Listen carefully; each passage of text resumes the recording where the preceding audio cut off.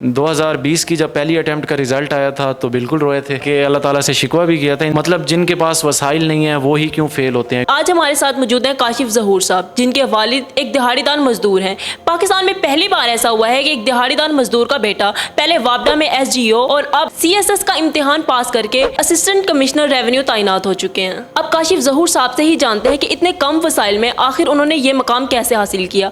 سر، آپ ہمیں بتائیں کہ ایک دہاڑی دار مزدور کا بیٹا آج اس مقام پر بیٹھا ہے، یہ سب کیسے آپ نے حاصل کیا؟ اتنے کم وسائل میں اس مقام تک پہنچنا کتنا مشکل تھا؟ جی، یہ سفر کچھ لمبا بھی تھا، کچھ کٹھن بھی تھا، بٹ یہ ہے کہ اللہ تعالیٰ کا کرم ہے اور ماں باپ کی دعائیں ہیں، کیونکہ یہ سفر ایک گاؤں سے شروع ہوتا ہے۔ موضع سجان پور ملتان میں ایک گاؤں ہے، وہاں کے ایک کمرے سے، تو نہ کوئی پڑھائی کا ماحول، باہر بیٹھ کے پڑھنا، چاہے سخت گرمیاں ہوں چاہے سخت سردیاں، تو اس میں یہ ہوتا ہے کہ سب سے پہلے جو بڑی اچیومنٹ ہوتی ہے وہ میٹرک بورڈ میں ٹاپ ہوتا ہے، اور پھر اس طرح جو ہے وہ تعلیمی لحاظ سے ایک اچیومنٹ کا جو ہے نا ایک سلسلہ شروع ہوتا ہے، جو آج الحمدللہ CSS 2023 میں 79 پوزیشن حاصل کر کے جو ہے وہ کمپلیٹ ہوتا ہے۔ مطلب آپ نے 10th میں بھی بورڈ میں فرسٹ پوزیشن حاصل کی تھی؟ جی، میری 3rd پوزیشن تھی میٹرک بورڈ میں 2010 میں، اور اس کے بعد یہ ہے کہ UET لاہور میں میرا داخلہ ہوتا ہے، میرٹ پہ ہوتا ہے اور اسکالرشپ پہ ہوتا ہے، اور پھر اس کے بعد پرائیویٹ جاب ہوتی ہے، پھر سرکاری جاب ہوتی ہے، پہلے وابڈا میں اور اب CSS میں، تو یہ چیزیں۔ پڑھائی کا شوق آپ کو خود تھا یا پھر والد صاحب یا گھر والوں کی طرف سے پریشر تھا کہ نہیں پڑھنا ہے؟ پڑھائی کا اصل میں اس طرح تھا، کچھ خود بھی شوق تھا، اور کیونکہ ہمارے پاس کوئی دوسرا آپشن نہیں تھا، کیونکہ ابو جو تھے وہ مزدور تھے، تو مائنڈ میں یہی چیز تھی کہ اگر نہ پڑھے تو پھر ہمیں بھی مزدوری کرنی پڑے گی، تو پھر اس کا یہ تھا کہ ایک پشنگ فیکٹر جو تھا نا وہ یہی چیز تھی کہ پڑھنا ہے، اپنے بھی حالات بدلنے ہیں، گھر والوں کے بھی بدلنے ہیں، تو بس وہی ایک لگن تھی، مطلب جو ایک طرح کے حالات تھے انہوں نے بار بار پش کیا کہ ایک اچیومنٹ لینی ہے، تو اس طرح جو ہے وہ سلسلہ چلتا گیا، اور ماشاءاللہ آج الحمدللہ۔ جو وسائل کی اتنی کمی تھی اس کو آپ نے کیسے پورا کیا اس مقام تک پہنچنے کے لیے؟ کیونکہ آپ نے CSS پاس کیا جس کے لیے اتنی فیس چاہیے ہوتی ہے اور اتنا خرچہ ہوتا ہے پڑھائی میں، وہ سب آپ نے کیسے کیا؟ اچھا، اس طرح ہے کہ سب سے پہلے تو میری موٹیویشن جو تھی نا CSS کی وہ یہ تھی، کیونکہ ہم ینگ ہوتے ہیں تو ایک بلڈ بھی ینگ، تو ہمارا یہ تھا کہ اگر وسائل کے ساتھ CSS کرنا ہے تو کوئی بڑی بات نہیں ہے، مزہ یہ تھا کہ آپ بغیر وسائل کے جو ہے نا وہ CSS کریں۔ سو دس واز دا موٹیویشن جب میں نے گاؤں سے جو ہے نا یہ CSS کی تیاری شروع کی تھی 2019 میں۔ تو مزے کی چیز یہ ہے کہ میری پہلی اٹیمپٹ 2020 میں تھی، تو آخر پہ جو ہے نا میرے ایک دوست نے جو ہے وہ میرا ایک ہاسٹل فائنانس کر کے دیا تھا، آپ یہاں سے اٹھو میں آپ کو فائنانس کروں گا ہاسٹل میں، تو اس طرح جو ہے وہ وسائل اللہ تعالیٰ نے پیدا فرمائے۔ پہلی اٹیمپٹ کے بعد یہ ہے کہ چیزیں جو ہے وہ میں نے کمانا شروع کر دیا، لائک ایک فری لانسنگ، پھر IT سیٹ اپ سے، تو ماشاءاللہ جو چیزیں ہیں نا وہ کور اپ ہوتی گئیں، اور الحمدللہ یہ آخری اٹیمپٹ تھی اور اس میں جو ہے وہ کامیابی مل گئی۔ اچھا، اس سے پہلے جیسے کہ آپ پڑھ رہے تھے، اسٹڈی کے ساتھ ساتھ بھی کچھ بچے کام سٹارٹ کر دیتے ہیں نا، چھوٹا موٹا کام کرتے ہیں، دکان پہ کھڑے ہو جانا یا اس طرح کا،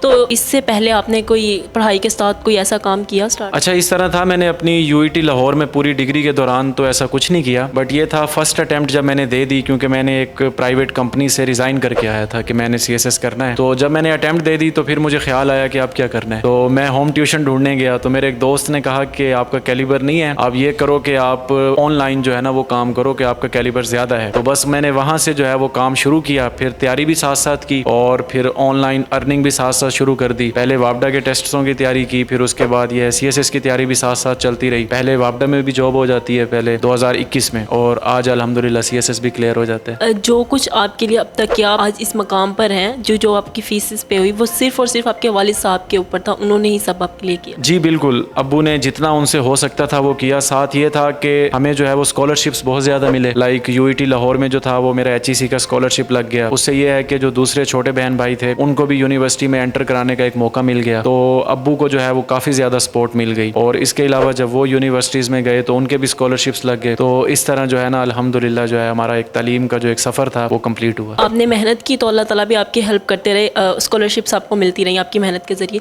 یہ آج کل کے بچوں کے لیے بھی ایگزامپل سیٹ ہوتی ہے، جو کہ مطلب غریب بچے ہوتے ہیں وہ پڑھ نہیں پاتے، پھر وہ یہ ہوتا ہے نا کہ زیادہ محنت نہیں کرتے، تو پھر آج کل اسکالرشپ تو آج کل بھی ہے نا، تو آپ آج کل کے بچوں کو کیا کہنا چاہیں گے؟ مطلب آج کل کے بچے جیسے والدین دہاڑی دار مزدور ہیں، آج کل تو دہاڑی بھی پوری نہیں ملتی، تو ان کو آپ کیا میسج دینا چاہیں گے کہ وہ اپنی پڑھائی کے ذریعے محنت کر کے وہ بھی اسکالرشپ حاصل کر سکتے ہیں؟ یا پھر ہوتا ہے نا کہ آج کل تو یہ ہو رہا ہے کہ دل چھوڑ کر اور پڑھائی چھوڑ کے بیٹھ جاتے ہیں کہ بھائی ہم کہاں سے خرچہ پورا کریں اور یہ سب۔ اچھا، سب سے پہلے تو میں یہ کہوں گا کہ جتنے ہمارے متوسط طبقے کے لوگ ہیں، لوور مڈل کلاس، تو میں ان کے لیے ایک پریکٹیکل ایگزامپل ہوں۔ میرے ابو بھی جو تھے وہ دہاڑی دار مزدور تھے، تو مطلب ان ہنڈریڈز جو ہے نا وہ ان کی ڈیلی جو ہے نا وہ ویجز ہوتی تھی، تو میں ان کے لیے پریکٹیکل ایگزامپل ہوں، اور پیغام یہ ہے فیوچر کے جو ہمارے دوست ہیں جو پڑھ رہے ہیں کہ آپ لوگوں نے ہمت کبھی نہیں ہارنی، وسائل سے جو ہے چاہے جتنی ہرڈل آ جائے، جتنے مشکل مشکل حالات ہوں آپ لوگوں نے اپنا ڈریم اتنا بڑا رکھنا ہے. ہم لوگوں نے بھی صرف ایجوکیشن کے ذریعے ہی اپنے حالات بدلے ہیں. تو دوسروں کو بھی یہی میسیج ہے کہ education can bring a change in your life, in your family, اور اس سے یہ ہے کہ ہم پورے ملک کی جو ہے وہ تقدیر سنوار سکتے ہیں. تو آپ لوگوں نے بھی ہمت نہیں ہارنی. بہت سے موقع ایسے آتے ہیں, مواقع آتے ہیں کہ جب انسان کہتا ہے کہ چلیں جی پڑھائی چھوڑ دیتے ہیں, کوئی کام کر لیتے ہیں. تو یہ ہے کہ آپ نے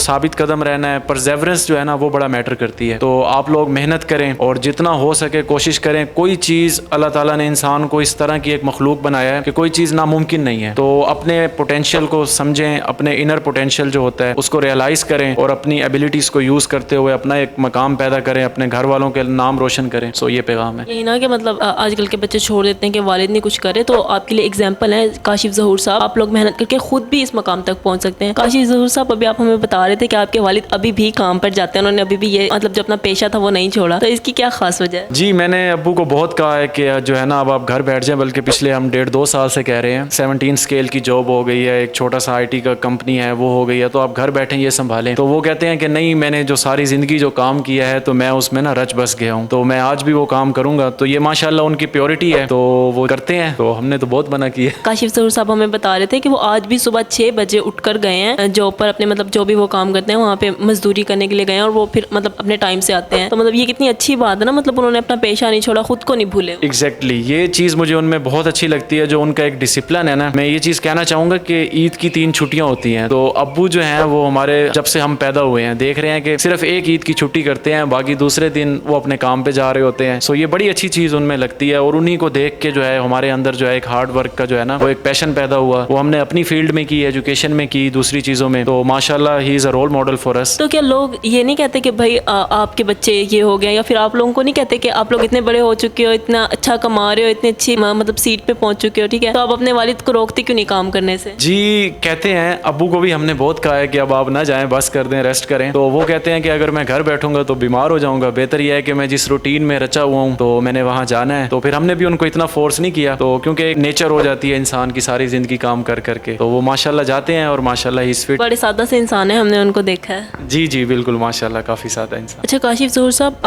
جیسے آپ نے CSS کا امتحان پاس کیا ہے, تو بہت سے اسٹوڈنٹ جو ہیں وہ نہیں کر پاتے, مطلب بہت کم اسٹوڈنٹ جو ہوتے ہیں CSS کا امتحان پاس کر پاتے ہیں. تو آپ کو سب سے مشکل چیز کیا لگی؟ جی CSS بہت بڑی جرنی 2019 سے 24 تک. سب سے مشکل چیز سبجیکٹس کے حوالے سے انگلش ایسے تھا. لائک 2019 میں نے کیا تو اس ٹائم تو پتہ ہی نہیں تھا کیا ہوتا ہے CSS, بس یہ تھا کہ بڑا آدمی بننا ہے. تو اب جب پیپر میں بیٹھے ہیں تو پھر پتہ لگا کہ انگلش ایسے بھی کوئی چیز ہوتی ہے. پھر اس پہ کافی زیادہ محنت کی, 2020, 21, 22, 23, تو تقریباً 4-5 سال کی محنت سے جو ہے وہ اب جا کے جو ہے نا وہ چیزیں سیٹلڈ ہوئی ہیں ماشاءاللہ, اور کلیئر ہو گیا. تو انگلش ایسے واز دا ٹفسٹ ون, کہ جو شروع میں جس نے مسئلے پیدا کیے. اتنے سال لگ گئے آپ کو اس مقام تک پہنچتے پہنچتے, جو خواب اپنی آنکھوں میں سجایا تھا ایک بڑا آدمی بننے کا, وہ بڑا آدمی بننے کے خواب پورا ہونے میں کتنے سال لگے؟ جہاں تک CSS کا تعلق ہے تو یہ جرنی 6 سالوں پہ محیط ہے. 6 سال لگے ہیں CSS. اور جہاں تک لائف کی سٹرگل کا ہے تو اس میں 26 سے 27 سال لگ گئے ہیں, کیونکہ میں نے آپ کو بتایا کہ گاؤں کے کمرے سے جو ہے نا ہمارا سفر شروع ہوا تھا. آج الحمدللہ سوسائٹی میں سیٹلڈ ہیں, سب کچھ ہے. تو اس میں 26 سے 27 سال لگ گئے ہیں. تو ٹائم لگ گیا ہے, بٹ الحمدللہ وی آر سیٹسفائیڈ, یہ اچیومنٹ ہو گئی ہے ماشاءاللہ. اچھا سر, ہم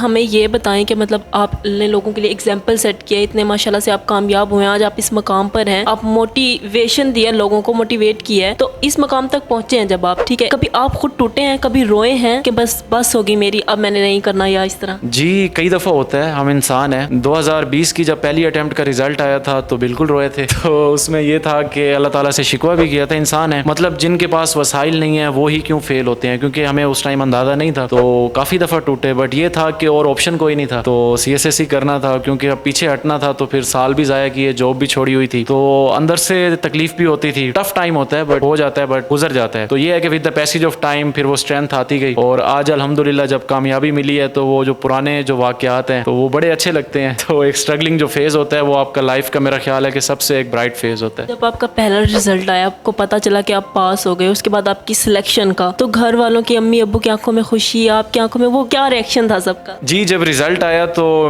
سچ پوچھیں تو میری آنکھوں سے بھی آنسو تھے, اور امی ابو کی آنکھوں سے بھی آنسو آ رہے تھے, اس کی خوشی کے آنسو. اس کی وجہ یہ تھی کہ کافی زیادہ اسٹرگل کیا تھا, کیونکہ ایک ایسے گاؤں سے, ایک ایسے ماحول سے آئے تھے کہ جہاں میٹرک ہونا بھی شاید پاسبل نہیں تھا, تو اللہ تعالیٰ نے CSS کرا دیا تھا. تو it was quite an emotional جو تھا نا, ایک ایونٹ تھا ہم سب کے لیے. تو ماشاءاللہ خوشی کے آنسو تھے, اور بڑی ایک اچیومنٹ تھی. काजी ज़हूर साहब हमें ये बताएं कि जैसे लोग होते हैं ना, मतलब रिश्तेदार होते हैं, ताने देना, बातें करना, तो आज आप इस मुकाम पर हैं, यहाँ तक पहुँचते आप कितने लोगों के मतलब फैमिली का क्या क्या रिएक्शन था, कि क्या क्या लोगों ने क्या क्या बातें की? हमारे जो बच्चे हैं ना उनका ज़्यादातर यही होता है, मतलब लोगों का, कि भाई ताने देते हैं लोग, ये वो, उसकी वजह से ना वो डीमोटिवेट होकर बैठ जाते हैं, आगे बढ़ नहीं पाते। जी ये चीज़ नेचुरल है और हमें भी सुनने पड़े, मैं नाम नहीं लेना चाहूँगा, बट ये चीज़ें चलती रहती हैं। लाइक फिर ये ना मोटिवेशन बनती हैं। अब ये चीज़ें हैं कि आप लेते कैसे हैं। कुछ लोग डीमोटिवेट हो जाते हैं और वो अपने रास्ते से हट जाते हैं। अब मैंने क्या किया, मैं इनको एज अ मोटिवेशन ले रहा था। जब कोई इस तरह का इवेंट होता था तो मेरा जो है ना वो करेज और स्ट्रॉन्ग होता था कि अच्छा चले मैं इनको प्रूव करके दिखाऊंगा। तो